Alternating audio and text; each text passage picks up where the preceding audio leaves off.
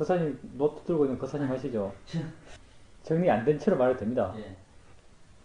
예, 좋습니다. 충분히 혼란스러웠을 것 같아요. 거사님 그렇게 혼란스러워 한다면은 수영에 대해서 많이 고민하기 때문에 그런 혼란스러움을 느낄 거예요. 혼란스러움을 느끼는 게 당연합니다. 사실 혼란스러워요. 왜 혼란스러운가? 수영의 기본 취지와 안 맞기 때문에 그래요. 우리 수영의 기본 취지는 일어나면 일어나는 대로 그냥 내버려 두는 거예요. 고요하면 사실 고요하면 고요한 줄 알면 되죠. 그러면 그것 또한 바르게 수행하는 것이요. 근데 고요할 때 그냥 고요하다고 알게 되면요. 그 우리에게 더 큰 목적이 있죠. 법을 이해가는 게 더 큰 목적이에요. 근데 이게 수행이 우리가 수행을 완벽하게 잘하지 못하기 때문에 그대로 놔두고 그냥 수행하는 대로 일어나는 대로 그냥 알아가기만 하는 것으로 해 나갔을 때 목적에 더 부합하지 않을 수가 있어요. 그래서 이 어떤 수행의 기본에는 어긋나지만 수행에 개입을 하는 거예요. 수행에 개입하는 것이 자연스럽게 수행한다는 것 어떤 취지에는 어긋나요. 그렇지만 개입하는 것이 결과론적으로 더 좋은 결과를 가져오기 때문에 개입을 하는 거예요. 고요함이 있을 때 고요함이 있다라고 아는 것, 그것도 바른 알아차림이에요. 근데 이럴 때는 계속 고요함에 머물러 있어요. 그냥 계속 고요한지 대충 알면서 마음이 활발하지 않기 때문에 대충 알면서 고요함에 대한 큰 관심도 없이 그냥 알면서 가만히 그렇게 머물러 있어요. 그렇다면은 어떤 마음이 어떤 깨어나고 또 활발해지고 가벼워지고 이런 어떤 우리가 원하는 알아침이 상태가 안 돼요. 고요한 힘만이 좋아지는 거예요. 그러면은 마음의 균형이 안 맞아요. 우리가 원하는 어떤 법을 이해한다는 그런 마음 상태가 못 돼가요. 마음을 이해하는 마음이 못 돼가요. 그렇기 때문에 우리가 수행의 기본에 어긋나지만 수행에 개입하는 거예요. 개입하는 것이 결과론적으로 좋기 때문에. 그 개입한다는 것이 고요함의 반대편의 마음을 일으켜주는 것이에요. 거사님께서는 고요함이 있을 때, 고요함이 있을 때 뭐 한다고 하셨죠? 고요함을 대상으로 보려고 그러고 또 뭐 한다고 그랬었어요? 좋습니다. 로바가 있으니까 그것도 좋아요. 근데 적극적으로 고요함 힘만이 그렇게 두드러졌기 때문에 고요하다고 알았다는 것 자체가 벌써 고요함의 힘이 활발한 힘보다 많이 커진 거예요. 실제로 위파사나 수행적으로 정말 좋은 마음, 균형이 맞는 마음이 되면요. 어느 마음도 두드러지지가 않아요. 고요함이 있더라도 고요하다고 느껴지질 않아요. 제가 미얀마에 있을 때 저희 스승과 인터뷰할 때 어떤 인터뷰를 한 적이 있냐면은 다른 사람 인터뷰를 들어보면 다른 사람은 고요합니다, 편안합니다 이런 말을 많이 합니다. 근데 나는 수행을 해가면서 내 마음이 고요하다라고 생각한 적이 거의 없습니다. 왜 그렇습니까? 라고 물어본 적이 있어요, 자기한테. 그러니까 제 스승께서 지혜가 작용하는데 어떻게 고요함을 느끼겠는가? 어리석은 사람이 고요하다고 말한다. 지혜가 알고 싶어하는 마음이 계속 일어나는데 고요함이 설령이 있더라도 대상에 반응하지 않기 때문에 마음이 설령 고요하더라도 고요하다고 여겨지질 않는다 이런 말을 하셨어요. 이 마음의 균형이 맞으면 고요하더라도 고요하다는 게 드러지지 않기 때문에 내가 고요한지를 몰라요. 마음은 아주 평온하죠. 대상을 알고 있지만 대상에서 전혀 반응하지 않아요. 그럼 마음은 아주 고요해요. 그렇지만 고요하다고 알아지질 않아요. 왜냐하면 대상을 아는 마음도 아주 활발하기 때문에 활발하면서 더불어 있기 때문에 고요하다고 여겨지질 않아요. 이런 균형이 맞는 마음에서 지혜가 나기 때문에 우리가 이 고요함을 경계하라고 말을 하는 거예요. 왜냐하면 고요함을 봐서는 그 힘만 계속 커져가요. 그렇기 때문에 방법론적으로 수행에 개입하는 것이 필요하다고 이렇게 말을 합니다. 그래서 수행에 개입하는 것은 물론 이제 고요함을 좋아하는 마음이 있는가를 봐보는 것도 좋겠지만 아주 적극적으로 활발함을 일으켜주는 게 중요해요. 가장 적극적으로 하는 것은 일어나서 걷는 거예요. 그리고 좀 덜 적극적으로 하는 것은 질문하는 것. 뭐가 일어나고 있지? 이렇게 질문하는 것. 뭐 느낌 어떻게 알지? 고요함은 뭐지? 이게 마음인가? 이런 질문을 하게 마음이 깨어나요. 마음의 관심이 커지기 때문에 마음이 깨어나요. 이게 지혜거든요. 지혜가 마음을 활발하게 만들어요. 고요한 게 마음인가? 고요한 게 마음인지 관심을 갖기 때문에 마음이 깨어나요. 그렇게 되면 다른 대상도 자연스럽게 들어와요. 다른 대상을 많이 아는 것이 중요한 것이 아니고요. 마음이 활발한 게 중요해요. 마음이 깨어있는 게 중요해요. 마음이 깨어있으면 자연스럽게 다른 대상이 많이 알아져요. 많이 알기 위해서 이렇게 수행하는 것이 아니라 마음이 깨어있기 위해서 이렇게 수행하는 것이고 그 결과로서 대상이 많이 알아져요. 그렇기 때문에 고요하다고 알았을 때는 수행이 고요함의 반대편을 일깨워주기 위해서 수행에 개입하는 것이 필요합니다.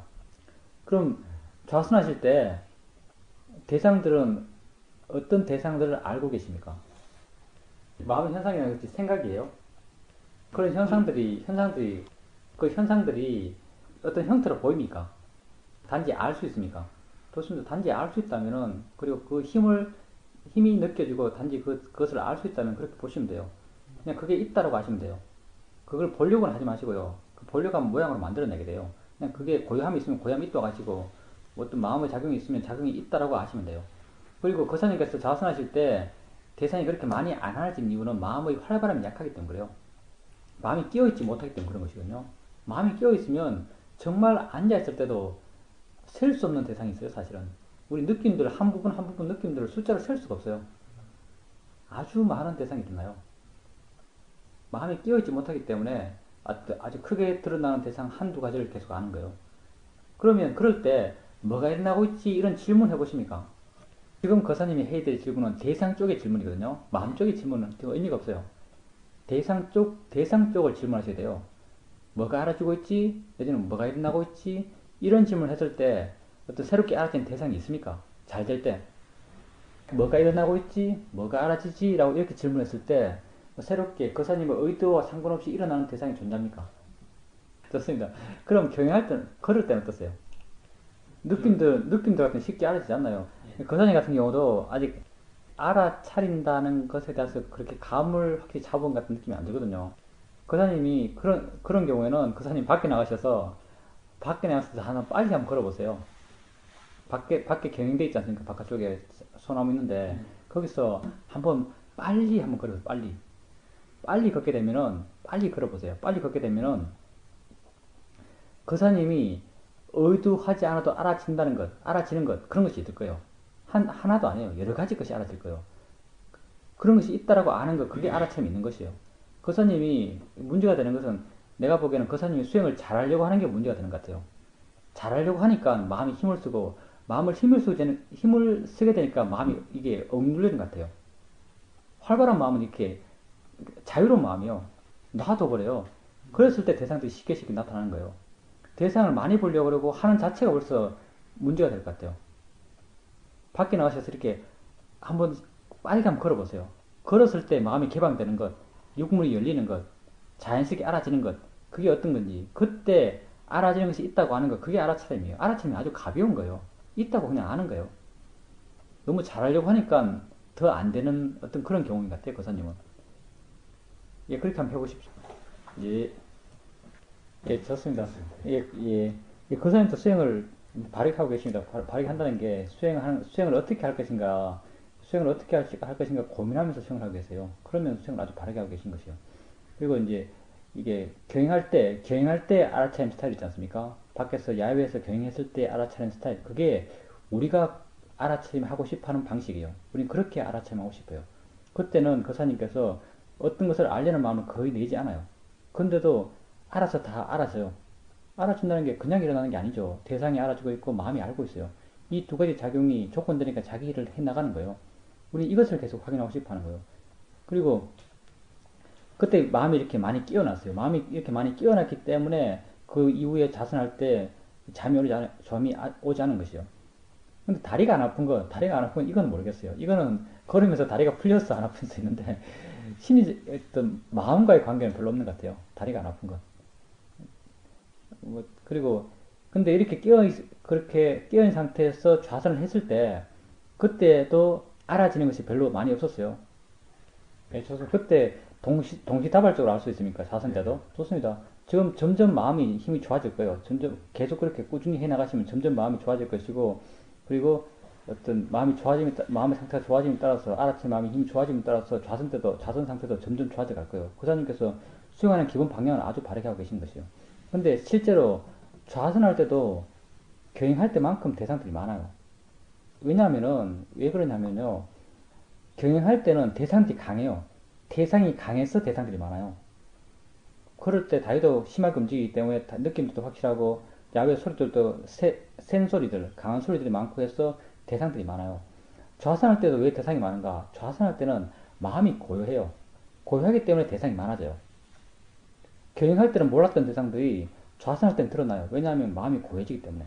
그때도 어떤 그 고요함 때문에 아주 많은 대상들을 알아요. 느낌의 수를 셀 수가 없어요, 사실은. 진짜로. 느낌이 그냥 한꺼번에 쫙 다 알아져요. 앉아있으면은. 지금 하고 있는 것처럼 그렇게 해나가시면 됩니다. 그리고, 이제 좌선할 때 아는가라고 물어보셨다고 했었는데, 아는가란 질문, 좋습니다. 그 질문하는 것도 아주 좋아요. 수행을 바르게 하고 계신 것이요. 질문하는 게 아주 단순한 건 아니에요. 왜냐하면, 질문하는 마음 자체가 지혜거든요. 우리가 지혜를 개발하기 위해서지만, 지혜를 개발하기 위해서 지혜를 써야 돼요. 질문하려는 마음을 내는 자체가 아주 단순한 건 아니에요. 지혜가 있기 때문에 질문을 할 수 있는 겁니다.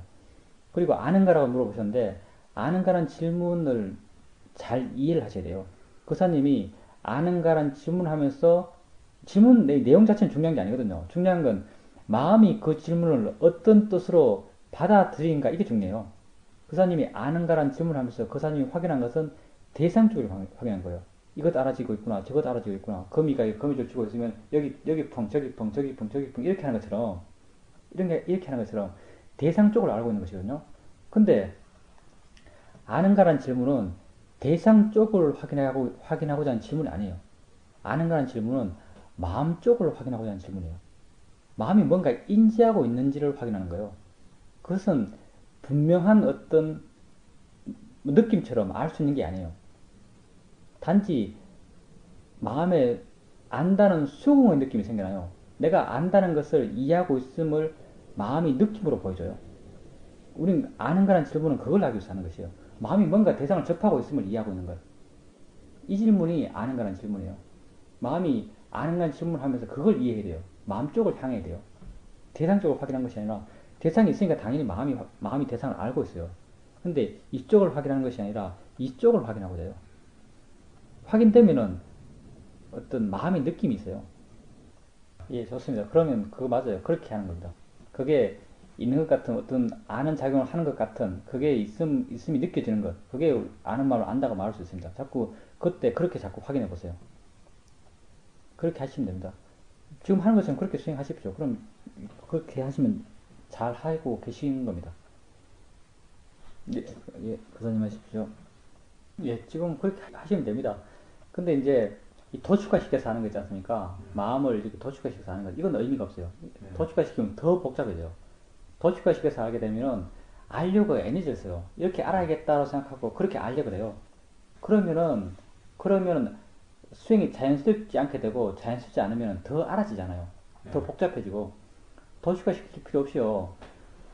그냥 아는 가람으로써 알아지는지만 체크하면 돼요. 아는 가람으로써 알아지는지만 체크하면 되는 거죠.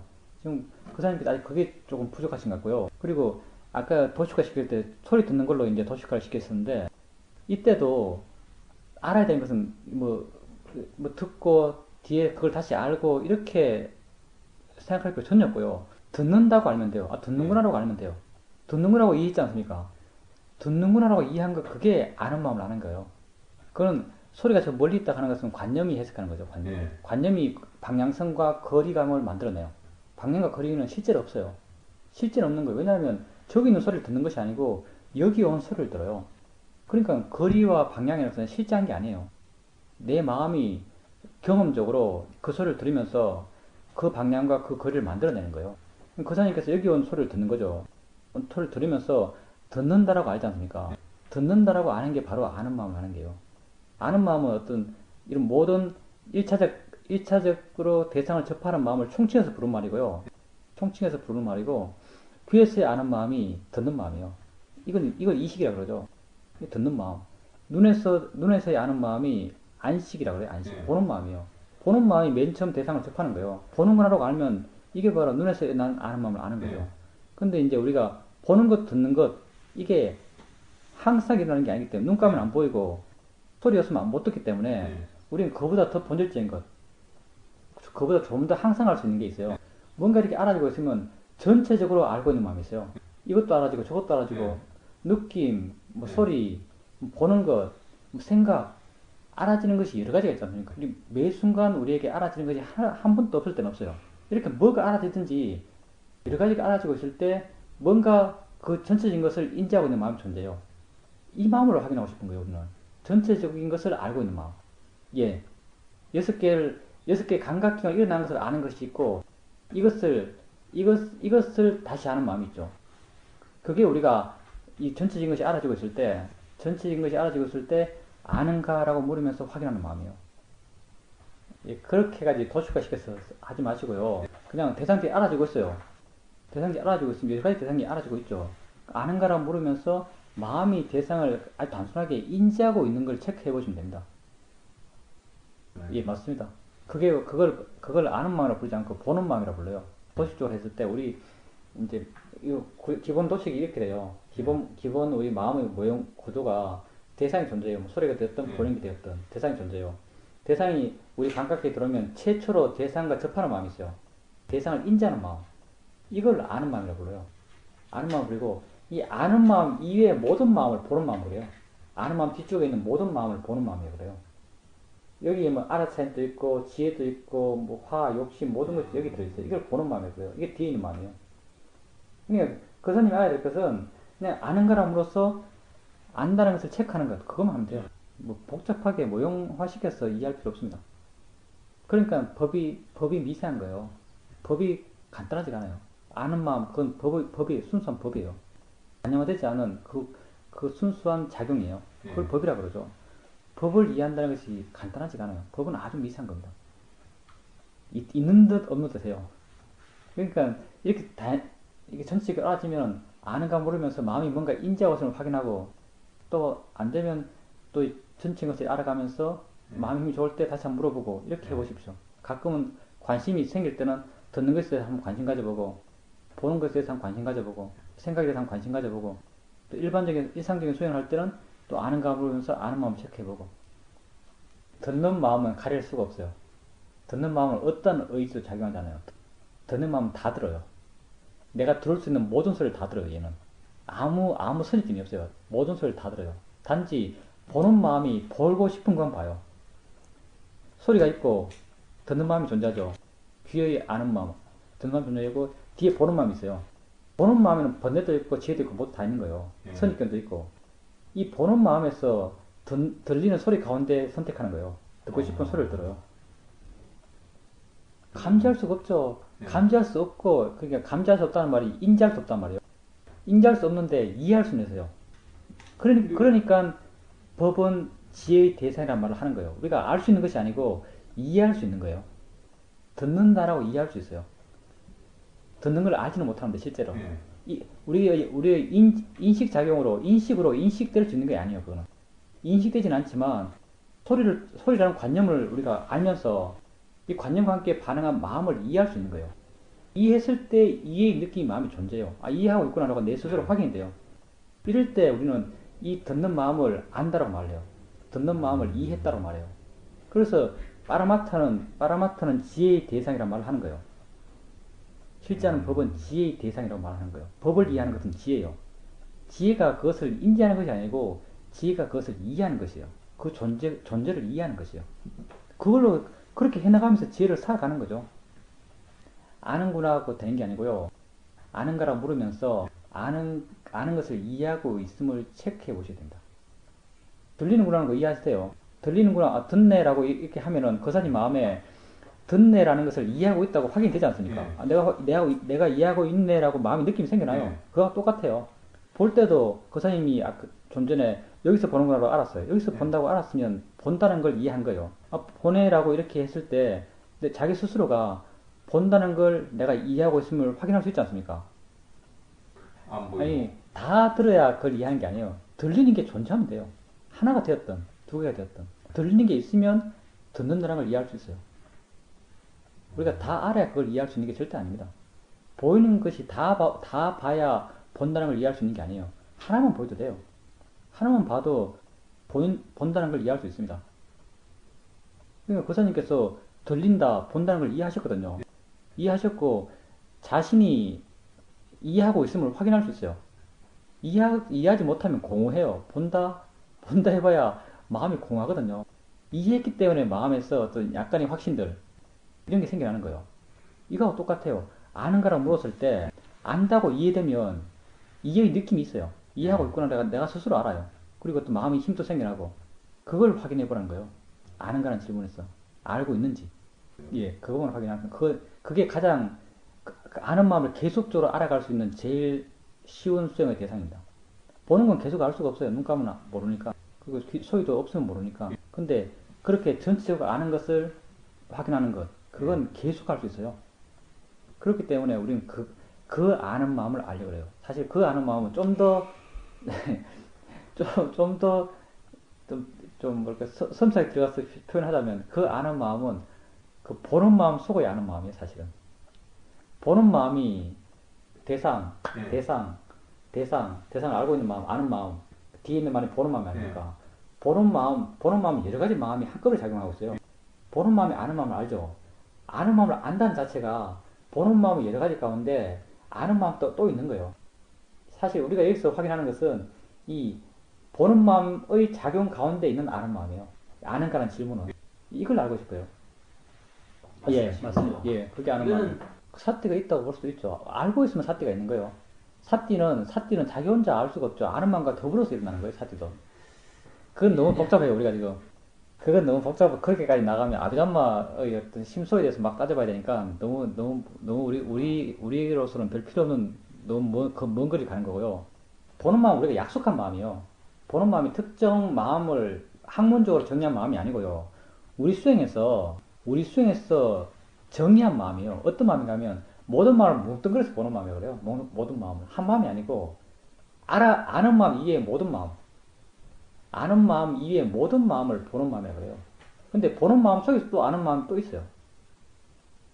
아는 마음을 하나 떼놓으면 그냥 아는 마음이고, 아는 마음, 알아차림, 사띠, 무슨 지혜, 번뇌, 욕심, 화, 어리석음, 다 뭉뚱그려서 함께 보는 마음, 영어로는 와칭 마인드, 보는 마음으로 뭉쳐서 이름 짓고 있어요. 근데 아까 말했지만 좀 더 복잡하게 말하면, 보는 마음이 아는 마음을 알기 때문에, 아는 마음을 아는 것도 아는 마음이에요. 뭔가 알면 다 아는 마음이에요. 그러니까 우리가 실제로 이렇게 아는 거라고 물었을 때 확인하는 마음은 이게 보는 마음 가운데 작용하고 있는 아는 마음이에요. 예, 맞아요. 그렇게 그겁니다, 실제로. 좀 사람들이 너무 복잡할까 싶어서 내가 이야기를 안 하지만 실제는 그거예요. 그냥 아는 거라고 물으면서 뭔가 인지하고 있으면 확인하면 돼요. 뭐가 알아지는지 신경 쓸 필요 없습니다. 그냥 아는 거라고 물으면서 인지하고 있음을 확인하면 그걸로 됩니다. 이론적인 건 전혀 안 중요해요, 사실은. 아는 거죠. 듣는다라고 아는 거예요. 듣는다는 것은 아는 마음 맞아요. 이식이죠. 이식이 귀의 아는 마음이요. 근데 그것도 아는 거죠. 인지하고 있으면, 예, 안다고 아는 거예요. 예, 그건 맞는데요. 듣는 마음이라고 하면 이게 명상이 돼버려요. 듣는다라고 아는 거예요. 듣는다라고 아는 거예요. 본다고 알고, 듣는다고 알고, 안다고 알고. 예, 그렇게 하시면 됩니다. 예, 하실 분 하세요, 또. 예, 그것도 알고 있는 거죠. 알고 있는데요. 경계가 상당히 애매해요. 사실 여러분 말을 들으면서 내가 명확하게 기다 아니다 하고 판단할 수는 없어요, 사실은. 자기 자신만 아는 거죠. 그때 보살님께 마음이 확 터져 있어요. 네. 막 알아주고 있어요. 네. 보살님께서 우선 아셔야 될 것이, 이런 상태의 알아차림이 바른 알아차림이다라는 걸 아셔야 돼요. 네. 이런 상태의 알아차림이 바른 알아차림이에요. 네. 왜냐하면 내가 알려는 의도를 전혀 내지 않아도 자연스럽게 알아지는 거예요. 네. 자연스럽게 알아지는 게 뭐냐면, 마음은 마음의 일을 하고, 네. 대상은 대상의 일을 하면서 일어나는 거예요. 네. 법의 이치로서 일어나는 거예요. 네. 다 이것들이 만나서 연기적으로 일어나고 있는 것이죠. 네. 법이 일어남이거든요. 네. 법이 일어나는 것을 내가 아는 거예요. 네. 자연스럽게. 이러니까 이런 알아차림이 아주 바른 알아차림 상태죠. 네. 이렇게 대상들이 알아지고 있어요. 알아지고 있을 때 우리는 이 마음 이야기했었는데, 이 아는 거라고 물어봐요. 네. 근데 이제 어떤 사람들은 이걸 사유적으로 생각을 해요. 알고 있나? 라고 사유적으로 접근해 가는 사람이 있어요. 네. 당연히 대상들이 알아지고 있으니까 마음이 알고 있지라는 사유적 결론에 도달해요. 네. 그래서 안다라고 생각할 수도 있어요. 근데 우리가 원하는 건 이게 아니에요. 네. 우리가 원하는 건 이게 아니고, 우리는 직관적인 확인을 원해요. 직관적인 확인. 네. 아는가라고 물었을 때 직관적으로 마음에 안다는 이해가 생기는지를 확인하고 싶어요. 네. 그러니까 보살님께서 전체를 이렇게 알아지고 있을 때 알고 있나라고 이렇게 사유적으로 접근하지 마시고요. 직관적으로 물어보고 아는가라고 물어보고 마음에 안다는 수긍이 생기는지 안 생기는지 한번 확인해 보세요. 그걸로 다예요. 그건 이해가 약하기 때문에 그럴 거고요. 마음의 힘이 아주 약하기 때문에 그럴 수 있습니다. 그러니까 아는 마음을 아는가 이렇게 묻지 말고요. 네. 아는 마음이라고 하면 벌써 어떤 정해진 게 느껴져요. 아는 마음이라고 하면 네. 좀 근본이 안 맞아요. 마음은 작용이에요. 네. 그러니까 아는 마음이라 하면 고정적으로 느껴져요. 그러니까 아는 마음이라는 말 쓰지 말고요. 아는가라고 이렇게 물어보세요. 그 작용을 직접 작용을 물어보면 돼요. 아. 아는가라고 물어보세요. 아는가라고 물었을 때 마음에서 수긍이 생기는지 안 생기는지 그걸 보면 돼요. 네. 그렇게 하시면 됩니다. 그리고 밖에서 이렇게 교행할 때 그렇게 알아차림이 되는 것처럼 뭐 안에서 교행할 때 내지는 안에서 좌선할 때도 그렇게 되십니까?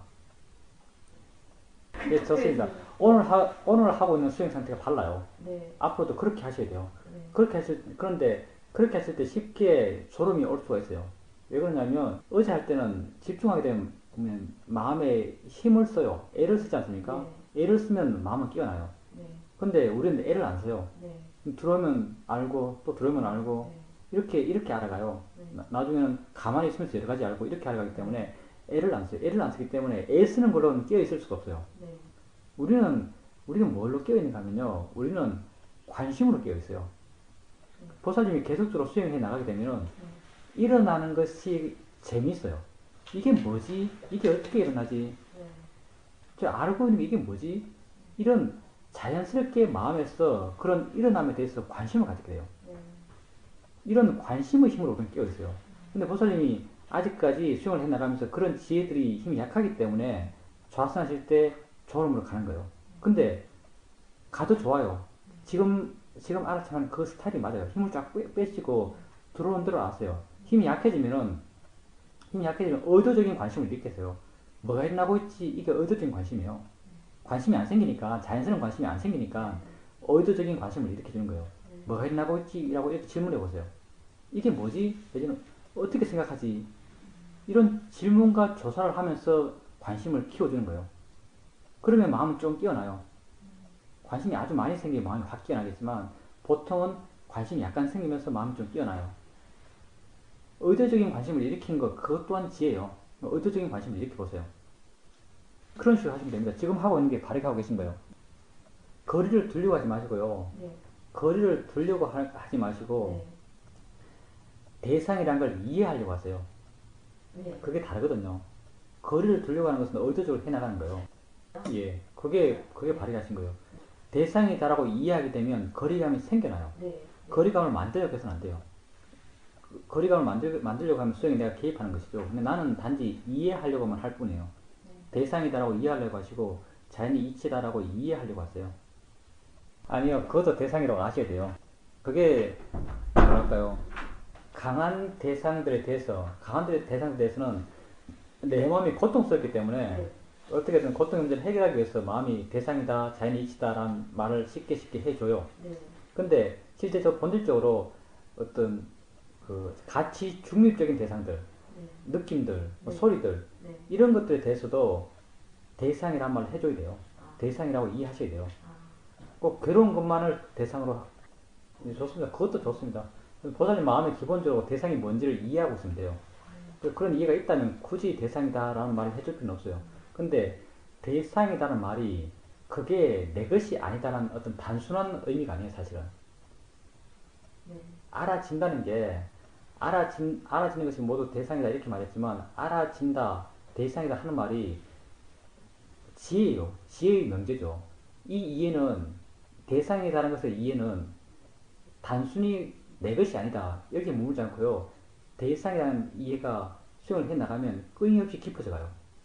대상이 뭔지에 대한 이해도 멈춰있지 않아요. 계속 깊어져 가요. 예, 가끔씩 인식해주세요. 가끔씩. 그렇게 해나가시다 보면 어느 순간 아주 갑자기 대상이 뭐구나라는 것에 대해서 마음에서 이렇게 확 이해될 때가 있어요. 그것도 대상이라는 것 또한 어떤 뭐랄까요? 어떤 연기적 관계에서의 한 부분이에요. 그게 이해가 돼요. 알아챈다는 것이 무슨 의미가 있는지 그것을 어느 순간 마음에 이해가 돼요. 대상이라는 말이 단순하게 내가 고통받지 않는 내 것이 아닌 그렇게 떼어놓기 위해서만 하는 게 아니에요. 법을 이해하기 위한 어떤 하나의 방편이 나올 수 있습니다. 이해할 것이 아주 많아요. 대상이라는 것에 대해서도. 지금은 맞는 말일 수도 있습니다. 그래요? 지금은 마음을 중심적으로 이해해 나가기 때문에요.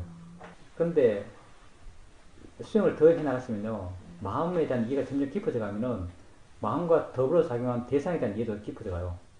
대상에 대한 이해가 깊어져 가면은 마음만큼이나 대상도 다다는 생각이 들어요. 왜 마음이 다다고 생각하냐면 마음은 나고 마음은 나와 동일시되는 것이고 대상은 내 밖에 있는 것이라 생각하기 때문에 이게 마음이 다다고 생각하거든요. 네. 그런 의식이 생겨나요. 마음을 우리가 10년 차면서 마음을 중심으로 생각하기 때문에. 근데 수행을 더 해나가시게 되면 존재란 것은 마음만 있는 것이 아니고 대상도 함께 있어요. 존재의 절반이 대상이에요. 우리가 볼 때 나란 존재가 보는 마음만이 나란 존재가 아니고 보이는 대상과 보는 마음의 함께 일어나는 일어남이에요. 이게 나중되면 이해가 돼요. 함께 일어나는 내 존재가 이걸 다 포함하고 있어요. 그래서 불교에서 내 존재를 설명할 때 그러니까 6가지 마음, 육식과 육경을 이야기해요. 육식, 육경이 함께 내 존재를 구성하는 부분이에요. 육경이라는 것이 내 밖에 있는 게 아니에요, 사실은. 저 밖에 있다고 생각하니까 내 밖에 있는 것 같죠? 저 밖에 있는 것이 아니고 여기 있어요, 여기. 육경도 이 안에 있는 거예요. 육경도 내 안에 존재하고 있어요. 육경과 육식이 만나서 작용하는 것, 이렇게 연기적으로 일어나는 것 자체가 함께 일어남이 나의 존재예요. 그 가운데 절반이 대상이에요. 이게 대상이라는 것이 단순하지가 않아요. 마음에 대한 이해가 점점 깊어져 가면 존재에 대한 이해가 점점 깊어져 가요. 내 존재, 정말 존재라는 게 신기해요. 도대체 내 존재가 뭔가 그 이해가 끝날 수가 없는 거예요. 지금은 마음이 전부다라고 생각하기 좋습니다. 그렇게 해 나가세요. 지금 하고 있는 것처럼 수행을 해 나가시고요. 좌선할 때 마음이 힘이 약할 때 의도적 관심을 일으키는 거, 그걸 해주세요. 나중에 되면은 계속 그렇게 수행을 계속 해 나가시게 되면 일어남에 대해서 관심이 생겨나면서 마음에 자발적 관심이 생겨나요. 그때는 이렇게 수행하고 있는데 마음이 지 혼자서 말을 해요. 이게 뭐지? 왜 이래? 이런 말을 마음이 해요. 관심의 마음이 이런 말을 하는 것이거든요. 그럴 때는 내가 아무것도 안 해도 관심이 계속 유지가 돼요. 좌선할 때도 마음이 성성하게 깨어 있으면서 좌선할 수 있습니다. 그렇게 해보십시오. 예, 하십시오. 간접적 세상의 진리와 실제적 빠라마타의 진리가 다릅니다. 세상의 진리에서는 세상의 진리도 답해야 돼요. 좋습니다. 읽을 때 이제 집중해서 읽으면 힘이 들어요. 에너지가 소모되죠. 근데 거사님이 사실 수행하면서도 힘이 들었어요, 사실은. 거사님이 수행하면서 아직 책 읽으면서 수행하기 능숙하지가 않아요. 책 읽으면서 수행하기 능숙하지 않기 때문에 뭘 보려고 그러고 어떻게 알아좀 하려고 그러고 뭔가 마음이 어떻게 하고 있는 걸 알려고 그러고 이렇게 수행의 타겟을 정하고 마음의 애를 그때 쓰면서 수행해서 사실은 수행을 하고 있었지만 그렇게 자연스러운 수행 선택이 아니에요. 뭘 봐야 된다고 생각하고 있고 또 조작해가면서 조작하고 이렇게 자연스럽지 않기 때문에 내용이 이해가 안 되는 거예요. 나중에 수행에 능숙해지게 되면은 정말 능숙해지게 되면은 그렇게 수행하는 것과 책 읽으면서 수행하는 것과 내용 이해하는 것이 이게 상반되지 않아요. 반비례 관계 있지 않아요. 수행도 잘하게 되고 내용도 잘 이해할 수 있어요. 지금은 그렇게 하고 있는 것처럼 그렇게 해보세요. 그리고 재밌다 이렇게 마음이 작용하는 것을 많이 아셨어요. 생각하고 보기도 하고 눈 감고 또 이해하려고 하기도 하고 계속 내용들이 머리로 지나가기도 하고 많은 마음의 작용이 책 읽는 가운데 일어나요. 그걸 보면서 재밌다라고 이렇게 하셨다면 수행을 아주 잘하신 거예요. 재밌게 수행을 했다면 수행적 문제가 거의 없다고 말할 수 있어요. 왜냐하면 지혜 있게 수행했기 때문에 그래요. 재밌다고 느낄 수 있는 마음은 지혜가 있기 때문에 재밌다고 느껴요. 그러니까 그때는 그때 그렇게 수행한 것은 아주 잘하셨어요. 다른 것도 그렇게 해보세요. 보는 데는 또 어떻게 알아채 하는지 이것도 쉽지가 않아요. 보는 알아채 하는 게 쉽지가 않거든요. 그렇게 다른 감각기관에서 일어나는 것들 또한 그렇게 관심 있게 한번 봐보면서 또 내가 수행할 수 없는 상황에서 어떻게 수행할 것인지 고민해 보세요. 말하면서 수행하는 것. 이것도 쉽지 않습니다. 제일 어려운 것 가운데 하나가 말하면서 수행하는 거예요. 이것도 한번 풀려내 보세요. 말하는 줄을 알면서 한번 말해 보세요. 그리고 초조한 마음 있을 때는 언제나 초조한 생각만 해요. 늦게 하면 어떻게 하지, 뭐 하면 어떻게 하지, 이렇게. 그때 정말 초조함은 언제나 초조한 생각만 해요. 그리고 초조함은 더 초조할 상황으로 상황을 해석해요. 그러니까 점점 초조함에 빠져가고 점점 그렇게 초조함이 이끌어가는 대로 우리가 고통을 받아요. 그리고 그 사람께 초조한 마음을 보면서 그때 일어나는 마음을 관찰해가면서 항상 지금 하신 것은 왜 초조함이 일어났지? 초조함이 일어나서 뭐 결론적으로 어떤 거지? 왜 뭐 초조할 필요가 있는가? 이런 걸 이제 사유하셨거든요. 사유하고 생각해 보셨어요. 물론 이런 것도 필요해요. 근데 더 본질적인 것은 초조함 자체를 알려고 하는 거예요. 초조함 자체에 관심을 가져보세요. 마음이 초조해요. 마음이 왜 초조하지라고 그렇게 알아보세요. 초조함이 도대체 뭔지 한번 알아보세요. 마음이 초조하다는 게 한번 생각해보세요. 마음이라는 게 도대체 뭐길래 초조할까요? 그 꽉 쪼인 듯이 느껴지고 긴장감이 느껴지고 긴장감을 통해서 몸의 느낌도 막 나타나요. 이 초조함이 있을 때. 도대체 이게 뭘까요? 그리고 그걸 볼 때 자연의 이치다고 보고 대상이다라고 보면서 초조함을 이렇게 초조함에서의 어떤 자유도 우리가 자유도로 표현하는데 내가 얼마나 자유로운가 자연의 이치라고 이치다 자연의 이치로서 초조함을 이해하려고 그러고 대상이다라고 하면서 초조함이 단지 알아지는 대상이에요. 초조함을 내가 초조함을 알고 있기 때문에 그것은 나의 대상이에요. 아는 마음의 대상이에요. 대상이다고 이해하려고 해보세요. 그걸 통해서 초조함으로서 내가 얼마나 자유로운가, 얼마나 벗어나 있는가, 이걸 확인해 보세요. 이것이 그때 그 당시에 그 사람이 좀 더 해야 될 것이에요. 물론 초조함의 마음이 어떤 생각을 하는지, 어떤 상황을 가정하는지, 왜 이것이 생겼는지, 이런 조사들을 해보는 것도 의미 있겠지만 아주 본질적으로 수행적 의미는 있는 그 자체를 반하고 이해가는 거예요. 그때 초조함을 한번 이해해 보세요. 그리고 시각적 대상이 되어서 정말 내가 밖에 있는 걸 보는가, 밖에 있는 게 실존하는가, 이런 의문들 또한 아주 좋아요. 법에 대한 의문이에요. 그런 생각을 해보십시오.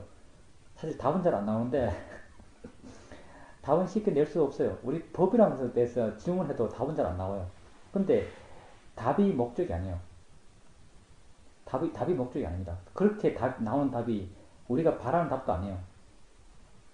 우리 질문, 관심의 목적은 어떤 내 마음이 일어나는 것에 대해서 더 궁금하게 생각하고 더 관심을 가지고 이것이 그 목적이에요. 답은 이런 과정을 통해서 마음에 사여가요. 마음 스스로가 뭔가를 이해가요. 지혜들이 마음에 조금씩 사여가요. 나중에 이 지혜 덩어리가 아주 커졌을 때 그게 내게도 확인돼요. 아, 내가 이걸 이해하고 있구나 하고 확인돼요. 근데 조금씩 사여갈 때는 그 이해가 내게 확인되지 않아요. 근데 그 이해가 없지가 않아요. 우리가 일어나는 것에 대해서 관심을 갖고 조사해가고 계속 알아가게 되면 마음이 뭔가를 이해가요. 보는 게 뭔지, 밖에 보인다는 게 뭔지, 이런 것에 대해서도 관심을 갖고 알아좀 해나가고 본다고 알아가다 보면 도대체 난 본다는 건 이해가 되는데 도대체 보인다는 건 뭔가 함께 생각하고 있는데 이건 도대체 뭔가 이런 의문을 갖고 조사해보고 가서 머리 박아보고 이거 좋아요. 도대체 뭔가 우리 존재가 도대체 뭔가 기본적으로 다 이런 의문이에요. 존재가 도대체 뭔가 이렇게 내 존재에 대해서 관심을 갖고 일어나는 것을 알아가고 반응견을 일으키고 조사해가고 이렇게 하다 보면 자연스럽게 마음이 이해해 나가요. 우리가 원하는 답은 마음이 이해해 나가는 것이지 사유적으로 질문해서 나오는 답을 원하지 않아요. 그 답이 나와봐야 내한테 만족감을 전혀 못 줘요. 뭐구나라고 결론을 내더라도 거기 절대 만족하지 못해요. 바르게 해나가면 자연스럽게 내 마음에 그 답이 사여갑니다. 그 사람이 지금 하고 있는 것처럼 그렇게 해나가시면 돼요. 그 사람이 지금 수행하는 것은 내가 알려는 노력이 없어도 자연스럽게 알아지는 그런 수행을 하고 계십니까? 어제 그렇게 말씀하지 않았나요? 자선은 안 되고요.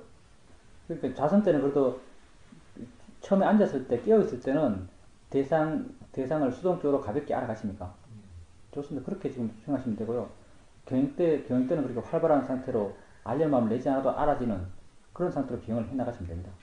계속 그런 마음 힘을 키워가십시오. 그럼 자선 때도 조금씩 잘 돼갈 거예요. 거사님은 존재에 대한 관심이 많기 때문에 어떤 그런 일어나는 것에 대한 관심의 힘이 쉽게 좋아져 갈 겁니다. 네, 그렇게 해보십시오. 예, 하십시오. 그건 이제 수행의 과정에서 어떤 그렇게 하는 것이 필요한 사람도 있고 그렇게 하는 것이 필요 없는 사람도 있죠. 아, 그런가요? 수행을 맨 처음 할 땐 그렇게 할 필요 없어요. 보살님 우선 알아차림이 그런 이해가 생길 수 있는 조건이 되어가는 알아차림을 해나가셔야 돼요. 그러니까 내가 개입하지 않아도 내가 알려고 하지 않아도 알아차림이 자연스럽게 되는 것. 그런 상태의 알아차림은 그냥 느낌 있으면 느낌 있다고 아는 거예요. 소리 있으면 소리 있다고 알고 전체적인 것이 다 알아지십니까? 그 감각이죠. 그걸 아는 마음을 보라고 하는데요. 그렇게 되었을 때, 그렇게 이렇게 여러 가지 것이 알아져요. 여러 가지 것이 알아질 때, 그것을 알고 있는 마음이 있어요. 우리가 시험 인생에서 왜 그렇게 여러 가지 것이 알아지는, 내가 노력하지 않아도 여러 가지 것이 알아지는 상태로, 어떤 알아채는 상태를 유도해 가는가, 그런 알아침을 하려고 하는가. 그렇게 알아침이 되었을 때는 이 대상 쪽과 그것을 알고 있는 마음 쪽이 이렇게 좀 딱 붙어 있는 게 아니에요. 이렇게 좀 떨어져 있어요. 부드럽게 떨어져 있어요. 이렇게 되었을 때 대상에 대해서 집착하지 않고 가볍게 대상들을 알아가고 있을 때 마음을 이해하기 쉽기 때문에 마음을 이해할 수 있는 쉬운 어떤 상태가 되기 때문에 휴먼에서 알아차림을 이렇게 나가는 거예요. 내가 개입하지 않아도 자연스럽게 알아차림이 되는 그런 알아차림을 해 나가는 거예요. 마음을 이해하기 위해서. 그래서 이렇게 되었을 때 아까도 말했지만 보사님 안 계셔서 그런데 아는 마음을 알려고 하지 마시고요. 아는 마음이 뭔지도 모르는데 어떻게 아는 마음을 알겠어요. 아는 마음이라고 이름 지어서 알려 하지 마시고요. 대상이 알아지고 있죠. 마음이 알고 있어요. 그렇죠? 그냥 사유적인 생각이에요. 근데 보살님께서 이렇게 대상이 알아지고 있을 때 아는가라고 한번 물어만 보세요. 아는가? 대답이 없으면 모르는 거예요. 마음이 공허하죠. 아무 감이 없지 않습니까? 그건 모르는 거예요. 마음을 이해하지 못하는 거예요. 그러니까 그렇게 알아질 때 아는가라고 물어보라는 거예요. 아는가라는 것은 내가 어떤 대상을 알고 있다 이걸 확인하는 게 아니고요. 마음이 대상을 인지하고 있음을 확인하는 거예요. 뭔가 대상이 드러났다는 것은 마음이 그걸 인지했단 말이에요. 그게 뭔지, 이름이 뭔지, 어떤 모양인지, 어떤 것인지를 아는 게 아니고요. 아주 순수하게 대상을 인지하고 있는지를 확인하는 질문이거든요. 그 아는가를 한번 물어보는 거예요. 그걸 아는 마음이라 불러요. 그러니까 보사님 그렇지만, 우리가 의사소통을 해가면서 그걸 아는 마음이라 부르지만, 아는 마음을 알려고 하지 마세요. 그럼 복잡이 돼요. 그냥 아는가라고 물으면서, 아는지만 체크해보세요. 그럼 충분해요. 그리고 그게 마음에 수긍되었을 때, 아는구나라고 마음에 수긍되었을 때, 수긍의 느낌이 마음에 있을 때, 그걸 이제 아는 마음을 안다 그래요. 그리고 그때부터 10년처를 한다고 말할 수 있어요. 대상이 마음이기 때문에.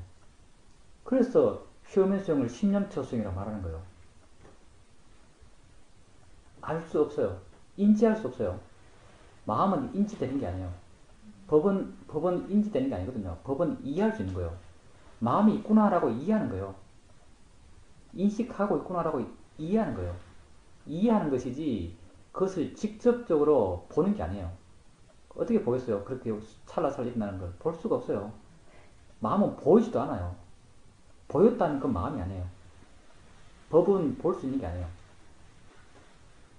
법은 내가 나의 인식으로 인식할 수 있는 게 아닙니다. 법에 일어나면 단지 지혜로서 이해할 수 있을 뿐이에요. 우리가 들어온 대상을 보면서 마음이 작용하고 있구나라고 이해할 수 있는 거예요. 아는구나라고 이해할 수 있는 것이죠. 근데 아는가라는 질문이 왜 효과적인가? 아는가라고 물어보면 마음이 자연스럽게 질문을 따라서 마음 쪽을 주목해요.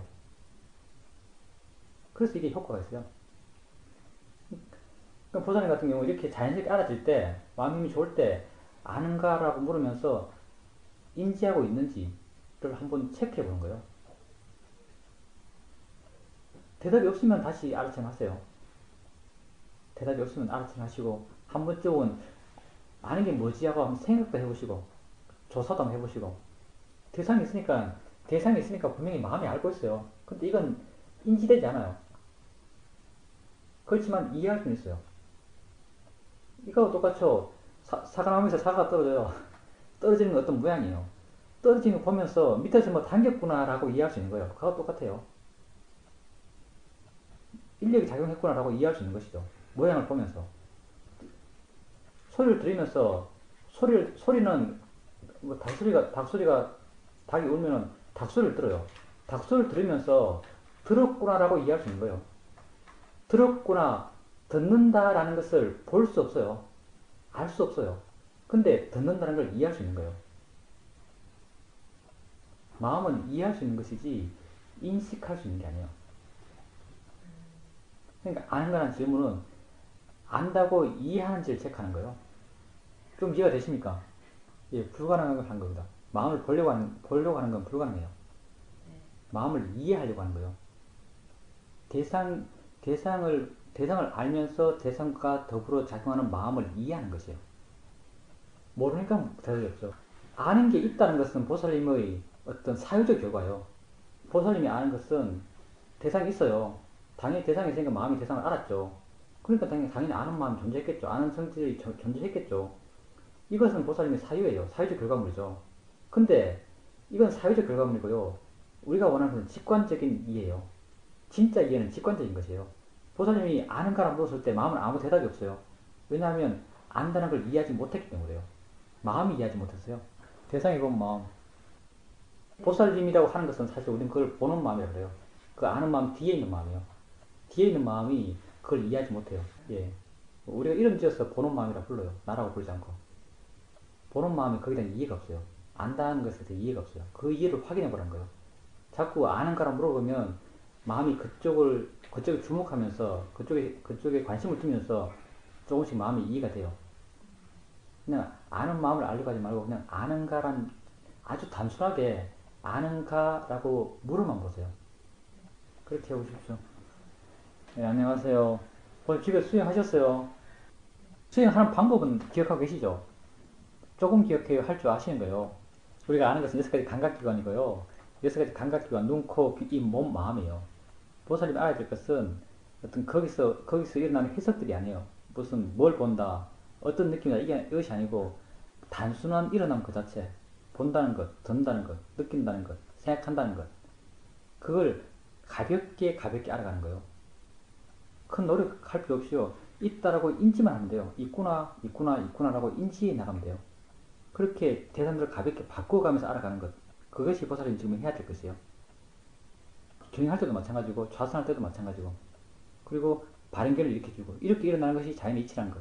나의 의지와 상관없이 일어난다는 것. 이걸 자연의 이치라고 말해요. 그리고 알아지는 것이 대상이라는 것. 보이는 것은 다 보이는 것일 뿐이고, 들리는 것은 다 들리는 것일 뿐이에요. 자연의 이치다, 대상이다는 발행견을 일으키면서 일어나는 것을 가볍게 알아가는 것. 그걸 보살님 좀 해보십시오. 그게 기본적인 수행의 어떤 방법입니다. 옛날에 그렇게 했죠? 그렇게 기억나시죠? 예, 그렇게 해보십시오. 예, 마치겠습니다. 안녕히 가세요.